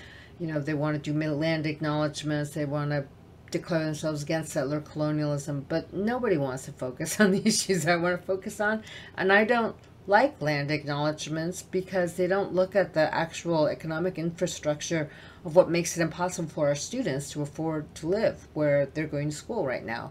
So yes, the Taiwo Indians, like, they're a very small tribe right now. They were always a very small tribe in Orange County. We can acknowledge them, but why don't we acknowledge that Donald Bren, billionaire, owns Irvine, the Irvine Company, and the average home within our area has topped $1 million. The median price of the average home in our area has topped $1 million. You can do all the land acknowledgements you want, but if you don't acknowledge this very basic fact, then you're just doing a lot of window dressing and virtue hoarding. And it makes me really angry. But that's like one of the hardest things for me, to go to work and hear all these lofty ideals that are completely divorced from the economic political situation, and then have everyone be like nodding along. I just feel like sometimes like I'm crazy. I feel like I'm, you know, being gaslit. Like maybe everyone can afford $1 million homes, and I'm just like worried about nothing. I know it's not true. Yeah, I actually it's not true, but maybe everyone can just accept this. Like nobody bridles at this, but there's something in me that's just that just hates this shit so much. And it just feels like it's a disciplining of the minds from your book, Disciplined Minds. It just feels like it's a quelling of dissent and a quelling of actual political economic critique when we get the land acknowledgments, while the average rent in New York City this week has gone up. The average rent has gone up over $4,000 a month. My son's friends rented a 2-bedroom apartment in the East Village, where, you know, I lived a long time ago, like a 5-story walk-up, tiny 2-bedroom, and they're paying $4,200 a month. Yeah. It's just shocking. How do people even survive? I don't know. And Idaho's historically been an affordable place to live, but the California flight to Boise, to the Boise area especially, has driven up the cost of living so much. Shoot, I wanted to go. Yeah. I mean, well, like I'm enjoying the California flight. I'm not in a tiny house because there's no bathroom or kitchen in this thing, but this is a little thing that I built on wheels, and I have it parked on a farm outside of Boise. What? Right? You're kidding. No. No. Yeah, I'm on a 17-acre farm. It's not mine. The people let me live here rent-free, and I try to help out sometimes. But like, this has been my number one way of cutting costs, and it's because my first 10 years in the workforce, I never had anything left over after rent. Yeah. And so when I was coming out of college, I was like, I'm going back into this, right? Because there was a little while where I was like, I'm going to teach. You know, I thought I'll teach in the university. It's not possible. And so it's just back out into the workforce and trying to find a way. But it's like, survive. If we build this, the reason it was built without a kitchen and a bathroom though, was because of that idea that goes, well, and then in the future, I can always park it somewhere that has a shared, bathroom or shared kitchen or, and so it's been adjacent to people's houses as a result. But it would also be easy to build, a kitchen facility, right? And so can you tow it? Can you tow yeah. And so I've had it parked a few different places over the last several years. And it's the only way I'm able to secure any extra time and energy, right? Because otherwise I would be having to work all of that extra time. Right. Oh, wow. That's right. intense. So you can use the farm kitchen where you are. I can, yeah. And so Anne, my partner, she lives in Boise, downtown. She pays $900 a month for a studio that is so small and cramped and garbage that, like, it's like the bed is like right beside the kitchen, and then there's the bathroom, and like that's it, right? And it's $900 a month. And they just sent her a thing saying it's going to go up to $1,100. And so what we're looking at right now is like, okay, maybe we want to live in Mexico. I don't know, like we're looking at places because in Mexico for $600 a month you can be renting a 2-bedroom house with a garage, right? Jason Miles of This Is Revolution Oakland. He moved to Rosarito. Did he? So it's within it's like 3-hour drive from here. 2 hours. He can be in San Diego in an hour and a half. So. Oh. Really? It seems like it's working out. Yeah. Well, it's and we're not exactly sure where we're going to be next year, but yeah, she's before they up the rent there, she's going to be moving here. We're going to share this space for a little while, but because she's a big, she prepares all her own meals and stuff like this. She's like, well, we just have to build. We're right now. We're actually building the blueprints for a little a kitchenette like on a little trailer because our plan. We have to bootstrap everything. So we're basically thinking like, okay, so when we actually have the money to get property, we'll be able to tow this little thing there, tow that thing there, and then we'd be good for like the first year and we can build like the next building, right? But it's always going to be building little buildings and little add-ons. It's never going to be just like, oh yeah, we have a house, we can walk into it, we're ready to go. Right? It's completely backwards. And so at least you can do that. At least you can do that. You can build you have the skills. Yeah. Most people don't have those skills. Yeah. How did you acquire those skills? Construction, Yeah. So you work blue collar jobs. Yeah. Well, and I've worked a lot of construction jobs, and then I also one of the big things I did through college was just being like a handyman. Like helping around people's yards. I always worked on there's like a rich side of Boise, and I was able to find a few people who used me.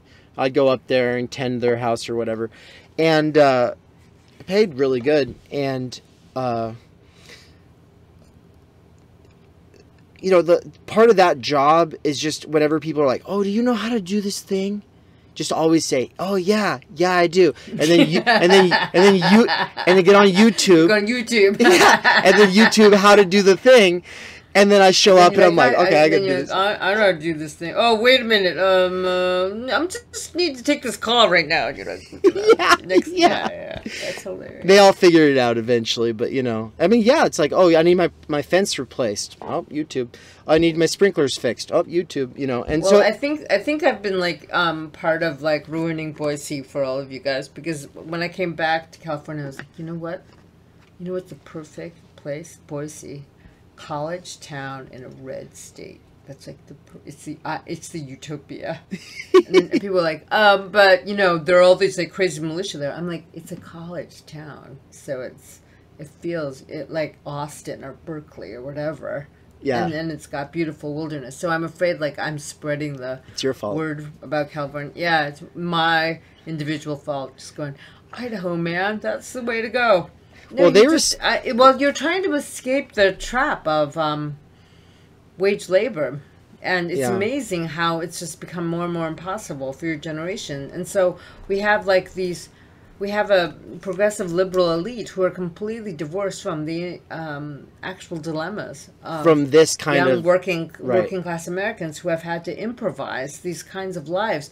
But what you've done is actually created the conditions for you to cultivate the intellect, but in such an extreme way that is not available to most people because most people don't know how to do what you do, and they don't live in a place where there's enough land. No. for them to do that. Can you imagine? And you didn't like heed the siren call of like, I need to go to New York to become an intellectual, because right now, like, how would anyone even survive? I don't know how anybody who doesn't come from money, who's in their 20s, could survive without completely selling their soul to big tech or Wall Street. $4,000 a month rent. That's like everyone's salary. That's like the median salary for Americans. You know, just that $4,000. Unless you don't want to eat or something. But yeah. Where are you gonna? Yeah, exactly. There's no way that budgeting is gonna get you there. You know. Nope. And all the all the avocado toast and the Starbucks lattes that you're not eating will not get you $4,000 in rent. Yeah. No. Exactly. So I want to get to a couple of these questions before we close out. I know I had a ton of questions. We're not going to get to them. It's okay, because I prefer the way this has evolved. But there's a couple that I would definitely like to get into. I feel like the most important one, maybe for me, because of my audience, and I want my audience to be familiar with this. When it comes to the PMC analysis, this is not a critique of, oh, you are in a class standing that has these certain privileges, and so you just need to be apologetic all the time and even more reflexive and be all sorry about how PMC you are. No, it's about the fucking PMC mode is the problem. The mode, and what happens if you call out some shit, oh, this is some PMC mode bullshit, you know, I'll say something like that, and then someone's like, well, what are you talking about? I'm a working class person. Oh, yeah, right, but you've inculcated the mode. Because you want to change the world, you've taken on the mantle of world change person, because all the influencers that you see are PMC. You're trying to do as they do, and you're trying to be a good person. Granted, but you're doing it the way that they do. The path that has been laid out for you is a PMC path. And so I want to talk about the values of the PMC and the mode of the PMC. And I want to bring it back to Michael Brooks, who in one of his last conversations with Dr. Adolph Reed, they were talking about PMC, and he said something about like, you know, because in these conversations it's always like, well, am I PMC? And he goes, yeah, I mean, am I technically? Yeah, sure. But I don't act PMC. Don't act PMC. Just, that's what it comes down to. It's like, are you for the fucking people? Are you for people whose bodies hurt and don't have time for your bullshit? Are you trying to make things better for them? Or are you going to do this? What is the thing that they do? Like what are the key characteristics or behavioristic? I don't know about key characteristics, but one of the things that we could say is that if you're aspirational to belong to this class, you're operating by its values, or you've internalized its values and want to please it because of its authoritative power over you. And so one thing that I should say right away is that a lot of younger people feel like they have to adhere to PMC language and values, because they feel like that's the only way to succeed. And in psychoanalytic terms, it's like they're responding to this PMC superego. Right. Which says, like, you have to be careful about what you say, you have to be tolerant of other people, but it all comes down to, like, an effectual adjustment of your internal life. I don't give a shit about your internal life. Like, that would be number one. I'll judge you by your words. I'll judge you by your actions. I'll judge you by how honest you are with me. I'll judge you by persuasion. Don't tell me to go read a fucking book. This is one of the greatest moves. And a lot of people online and on the online left and lefties do this. And Hillary Clinton supporters do this too. They'll be like, well, can you read that book? Have you read this book? Because so-and-so says, did you read it? Did you read it? You didn't read it, did you? And it's like, I'm having a conversation with you. Yeah. You don't have to pull your credentials with me. Make a persuasive argument. Yeah. Don't pull the I read the book thing, or with HRC, like, go read her website. I'm not going to read her website. Just tell me what she stands for, right? And I feel like, in a way, it's like we need to return to, like, a kind of honesty and persuasive language. Like, almost in the mode of, like, the rhetors of Greece and just say, like, use your language to persuade me of your position. Be honest with me about what you think. Don't appeal to some higher authority. The PMC is very, very good at appealing to a higher authority. And they say, well, you haven't read that book, so you really have no right to talk about this. And they're really into purity politics. Like, it's all about me getting rid of my sin, and that gives me the right to speak. In the book about trauma, I'm really trying to look at how in a period of growing inequality, we have moved away from the liberal ideal of a reasoning subject in the public sphere to the suffering subject in the public sphere. So that my authority when I speak to you in this PMC perverted, public sphere has to do with my lived experience. And if you judge me, then you're racist, you're phobic of any sort. If you're skeptical of me, and you're evil. Like, right. There's this kind of like pseudo more what can I say? It's like crypto-religious, it's moralistic, and it's all about like group identity.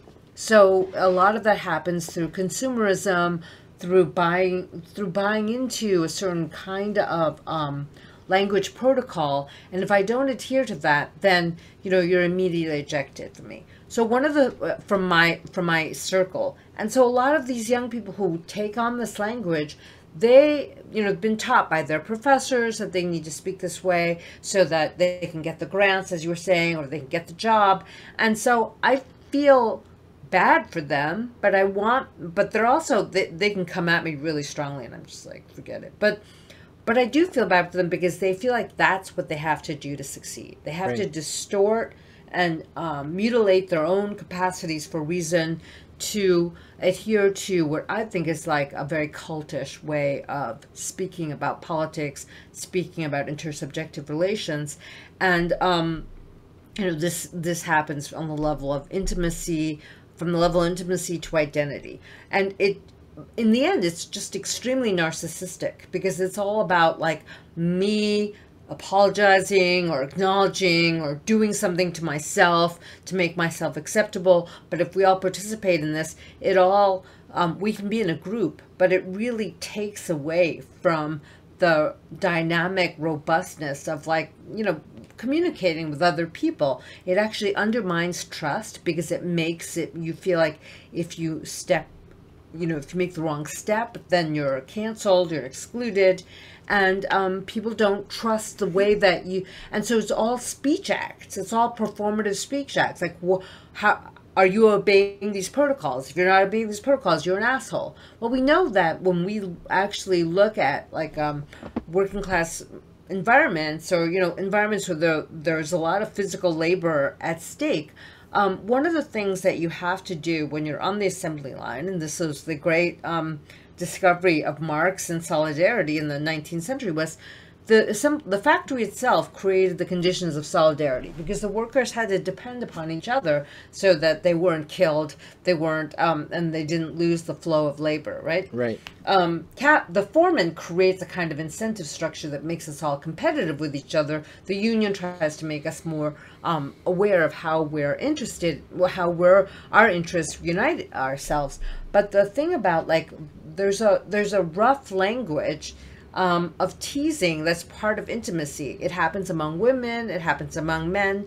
When you are in a position of mutual interdependency and absolute trust, you're very, very rough with each other. You're not tolerating. Right. It's how you get through the day. It's like, yo, motherfucker, what are you doing? You just did that wrong. Come on, do this now. And you're just moving through a workflow that's very intense. Right. But your roughness with each other is about trusting the fact that, on the line, you will sacrifice yourself for your brethren, or you trust someone to do the right thing so that you can do the right thing on, a difficult job, right? it's only in this white collar world when there's nothing at stake and you're all competitive that suddenly we have this like protocol of I'm going to step on eggshells, you're stepping on eggshells, I'm watching you. It's like 360-degree surveillance about what you're actually saying. It is like Stasi, we're all little brothers ready to denounce each other within the white collar world. But if you look at other workspaces, other workplaces that don't have PMC values, a lot of it is about actual trust and like verbal roughness. It is. If you are close to me as a close friend, I mean, I just met you, so I'm not going to be like this. I am so rough with you. I'm honest with you. You're never going to get an unvarnished view. And that's because I trust you, because we have like, we trust our relationship to be durable in this way. And that is like such a relief to have when you have people who will not, turn around and say, I can't believe you just said that, or just give you some fake feedback, because that's what we get in PMC world. It's like, I'm going to tell you what I really think, you tell me what you really think, and we support each other in doing this thing. And I'm going to tell you when you're being a fool, and I'm going to tell you when you're fucking up, because our interests are so powerfully aligned. I feel like with the PMCization of left liberal political spaces, 95% of the energy is actually trying to find the right etiquette so that you can like treat each other with with kid gloves, so you don't offend anyone, and then nothing gets done. It's like they don't even need COINTELPRO. They don't need the FBI coming to fuck things up and sabotage things. We're sabotaging ourselves constantly. It's one of the reasons why I couldn't go to DSA anymore, because I just felt like I was at work. I was like, oh my God, what did I say? Did I say something wrong? I mean, like, we should be working for, like, the interests of working class people, maybe trying to run a DSA candidate, and we should trust each other. But then it suddenly realized, like, it's not about those values. It's about, like, adhering to some, the latest protocols and not offending anyone and being like boutique about what we're doing. And I'm like, I just don't have time for that. I just, proving that you're a deserving representative it seems to be like so like the hypersensitivity cultivation is it all plays into this visibility and this space.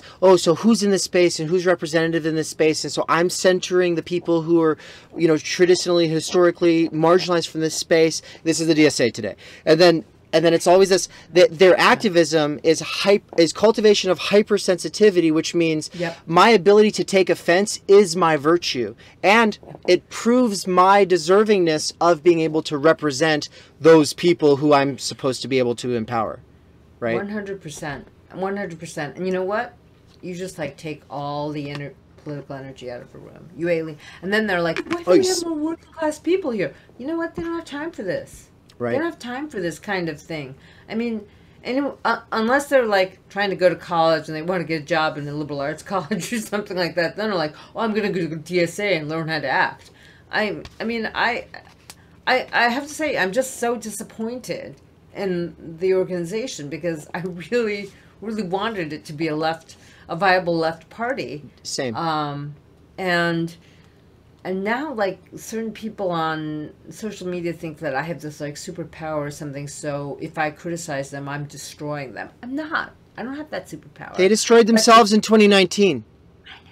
They destroyed themselves. They don't want to hear that. They don't want to hear that. They don't want to hear that. In 2019, they had the most traction, mass, and world attention, and what they did with their convention was make a laughingstock. And I was still in the DSA at the time. Like, that for me was basically the last straw. And I know a guy who was there representing this chapter here, and he's one of the guys I'd started this chapter here with, and he was talking to all the workers in the hotel or the conference place, wherever they were doing this Atlanta, conference. I think it was. Yeah, wherever the conference was taking place, there's workers at that convention. And they were so put off by it, right? Like, they're just like, and so my friend was going up to, like, these workers, like, and talking to them on the elevators and stuff like that, being like, so what do you think of these people and stuff like that? Because, they had, like, okay, this blows my mind. So there were people saying no clapping because it's going to trigger someone's PTSD, because someone might be very sensitive to loud noises. at the same time that they're talking about how revolutionary they are.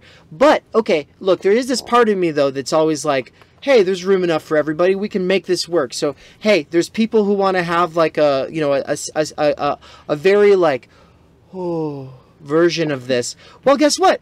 They made a room for those people. They did. There was a room where people could watch it on TV. You know, they didn't have to be in the room with everybody else. They had control over the volume. They had their little coloring books and everything like that. And here's the thing. There's this part of me that goes, all right, you know what? There's room in this movement for people who need coloring books. And there's special little safe little room. But the problem is, even though they had their room where people could go be away from the noise and control the volume, they still said no clapping. Yeah. And that's where this, you give an inch, they take a mile. You give an inch, they take a mile. It will never be inclusive enough for the people who want, like, the person who is going to freak out because there's some clapping. And one of the things that I pointed out is that with this no clapping thing, they never think, they never even stop to think, well, how might this backfire? Like, they never stop to think like, hey, maybe some people, they're with their neuroses and their issues, that clapping being a socially approved way to vent off some steam and some nervous anxiety, that's actually important. And it's a way of connecting with other people. What about like just spontaneous? That's like a spontaneous way that we've culturally learned to like feel affirmation for each other. And like, that's the thing we need to control. That's the thing we need to stop. Spontaneity, organic expressions of solidarity, and they fucking succeeded. And the criticism that came out, you know, I was like, I stepped back from, but I remember people saying like, well, you weren't there, you know, it was really amazing. And I was like, you know what, your PR has failed, and it looks ridiculous because there's social media and there's stuff on YouTube like this, but you're going to say like, that was amazing. It was amazing to be at the convention. It was still, you got all this work done. I was like, that was a world historical moment that was the thrown away. Leadership of that convention completely failed to meet. And you can try to pick yourself up again and say, you know, let's try to do this right next time and show like solidarity with the populist movement of workers and accommodate like the majority of Americans, not like try to accommodate every sliver of identity. And it was done. It was done for. And I felt so much rage just at the ways in which people were trying to spin it already. Like right after, they kind of realized, like some of the leadership realized like it was bad, right? But then they were like, well, you had to be there. And that's another thing about just not acknowledging like what you actually see or what you actually feel. And it feels just like gaslighting, you know, from the right. But, you know, one of the things that I felt was really, you know, was on a smaller scale was that, you know, in 2018, the Promise Keepers, the Oath Keepers, you know, the Proud Boys were going to do a rally in Laguna Beach. And I was in DSA at the time when we organized this counter rally. There were maybe 80 of them, and there ended up about 3,000 to 4,000 counter rally. People came from San Bernardino, from LA. There were like red flags flying. And the Democratic Party told everyone to stay at home. I was like, look, you know, on our list, like, you stay at home if you don't feel safe. But we're going to go. And we're going to have like a way of handling the whole situation. It was me and another woman who was organizing like a lot of the logistics things. And after that, like, it was not acknowledged what we did. And then these like young guys who wanted to be, you know, like Che Guevara types, they took over the following meetings. So a lot of people started coming to the meetings, the OC of the OC chapter. And then like something about like their, you know, lecturing everyone, just like reduce numbers one by one. And no one ever said like, oh, thanks to blah, blah, blah, and blah, blah, blah for, you know, putting this together, getting, we had like escorts for people who wanted to get escorted. We had first aid, you know, we had to do everything on our own, the infrastructure, get the license. I mean, the police had sound cannons. They were terrified. Like they were going to set off sound cannons. I have all of the picture documentation, right? But I felt like just at that, on that level, like there were just people like who were opportunistic, who wanted to take this platform and then used to show how revolutionary they were. And it was like, we're not in a revolutionary condition. Right. We successfully silenced these far-right assholes. We created a kind of legitimacy for a left-wing organization that could mobilize very quickly. Then you build on that. You don't lecture people about Marxist-Leninism, or, you know, you see like what is the next thing that you can do to create more confidence, to build a mass movement. And then the convention happened. And I was just like, God damn. Oh, so those two things happen in a row. I'm going to step away for a bit. It's 3 o'clock. Sorry, we've just been going on and on. Well, but it's very cathartic for me to talk about this experience and to hear your experience, because it really was like really tragic, right? And there were very few people who understood how tragic that was for all of us who had that hope at the time. Well, and it led into 2019, and then this leads into 2020. Let's not forget what happened, and I just always have to emphasize this. People think that there's people with a rosy-eyed or starry-eyed, you know, perception of the left through 2020. To me, it's just like you do not have any regular people in your life if you still had this starry-eyed, you know, version of the left through 2020. They saw the George Floyd protests and then the riots for 7 months. They just see it as just good.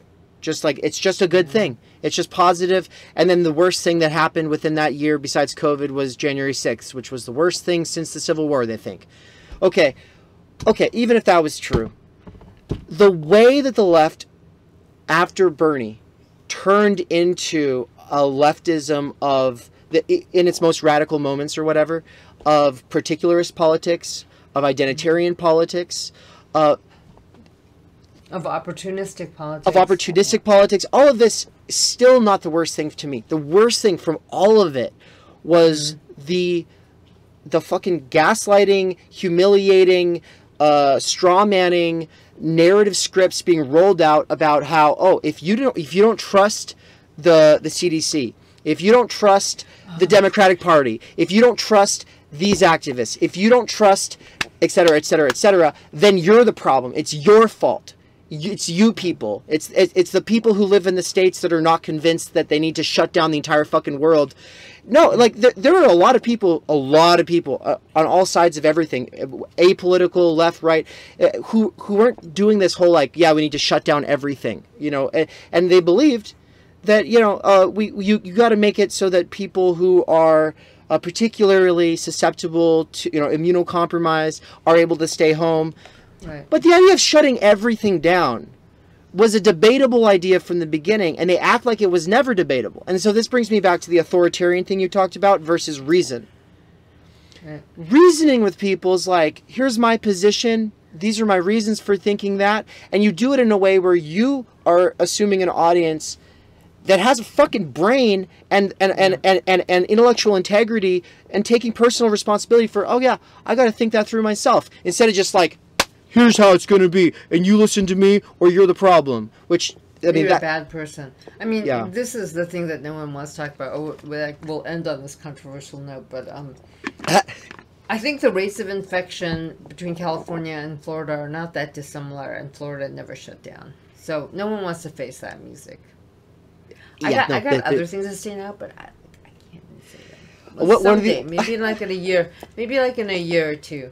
But that's one of the big ones, though. The California Florida thing could be one comparison, but you know, there was like a lot of, what did I call it? Mask hoarding. Masks became like the virtue hoarding thing, and sure, I was scared for the first 8 weeks. I was terrified. Right. You know, first 10 weeks or so, I was totally terrified. But now I see like there are people, and you know, we're coming back to normal, but we're all a little bit scared. But there are some people who just won't let go of the idea that it is dangerous out there, that other people are dangerous, and that we live in, you know, dangerous times, and this will never go away. I don't know. I got it. It was kind of like the flu, and it was like, oh yeah, you got it. You're lucky. What about people? What about this? There's a lot of whataboutism, but it's like it's a public health thing, and there has to be at some point at which we acknowledge the things we don't know, the mistakes that were made, and the fact that masking is not the be all and end all. It does not make you a better person than other people. Right. You know, okay, I definitely, like, throughout the whole thing kept thinking, I can't believe I wrote this book at this time. You know, I got so many dirty looks when I would go out, you know, running in my neighborhood. There's nobody on the streets, and I couldn't run without a mask, and people are just like, "You are the devil," and you are spreading germs throughout. Anybody who paid attention should have known. You're safe outside. You're outside, Distance and people like wiping down their groceries. But the thing is, I was prepared for this because I had we adopted a pit bull like 10 years ago. He passed away during the pandemic, but they treated my pit bull the same way. Like, oh my gosh. Oh no, it's a pit bull. It was just hilarious. I mean, you know, well, I don't know. People love to feel better than other people. Like, That's the really sad thing, is that DSA devolved into the how can we feel better than and other they people, canceled right? Adolf Reed that same in that same moment, right? During 2020. that was it. That was it. And and it is so fucking sad. No, and but sad. if we're going to bring up California, Florida, the only other fact, one of the really important facts, the George Floyd protests did not make spikes in any of the places that they happened. No spikes in COVID, none. There's all these mainstream outlets. There. All these mainstream outlets have articles out about it, and they all talk about why, and they all try to say that it's because more people were masked. Okay. Some of the people were masked. I was there. Was anyone else there? Not a lot of people were masking. And even if they were, there's so many people around each other. And that was for months and months and months. Before the vaccines were out. I was there. My son was there. We were all there. And then, not all of us, but there were, you know, weeks of things in Los Angeles, and people were masked. We were outside, but there was no spike. You're right. There was no spike. No spike. I don't even want to. Okay, but now we've like gone. But virtue hoarding is the only thing people know now in the left liberal spectrum of things, and the mask was definitely part of that, like accoutrement. Like if you didn't wear one, then you were a bad person, and you weren't participating in this like thing. But you know what? We were already conditioned for this with the taking off your shoes and the TSA. We're very, very compliant. True. Like there's security theater, there's hygiene theater, there's progressive theater, and I think people are craving something that's authentic. And say what you will about Trump, but he was so fucking crazy that there was something about him that seemed more authentic than Hillary, who was completely manicured and everything else. And so for all of us, we thought Bernie had that kind of authenticity and should have gone toe to toe with him. And he did. He does. But he's, you know, like loyal to the Senate, loyal to Biden, and, you know, we're fucked. He was more scared. He was more scared of the Democratic Party.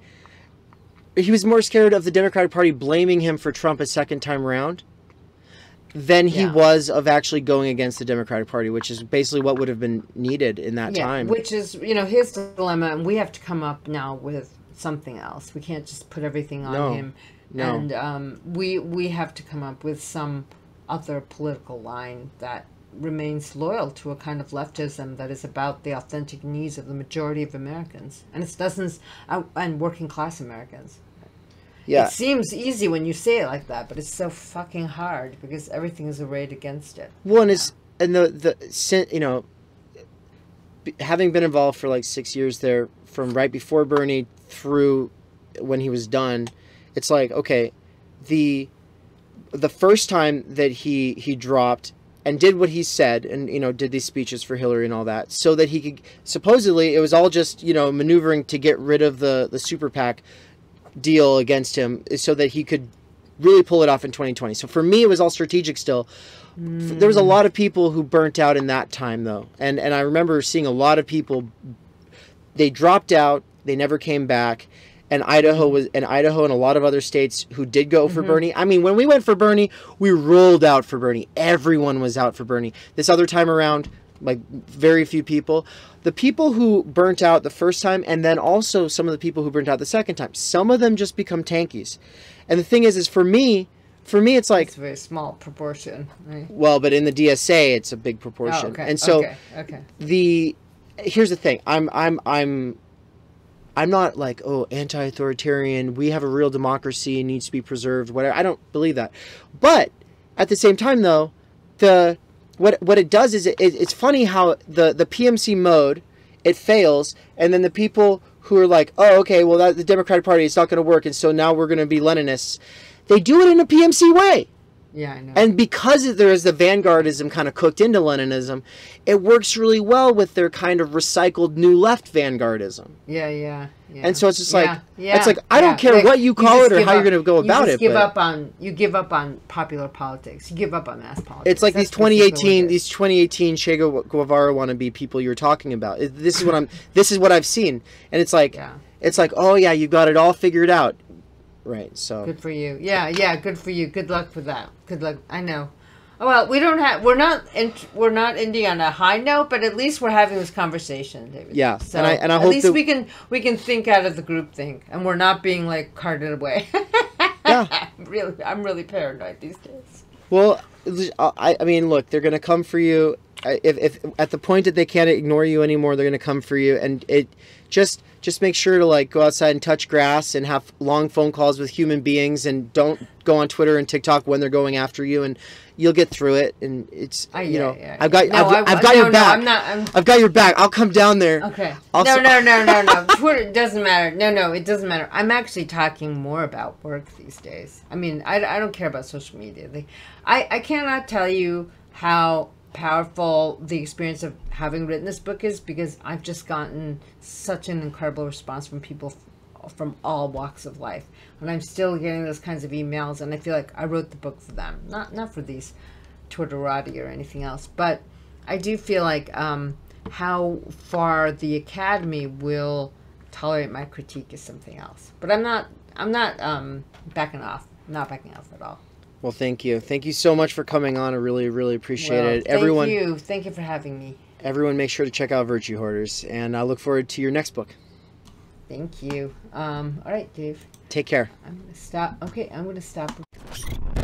Like, follow, subscribe.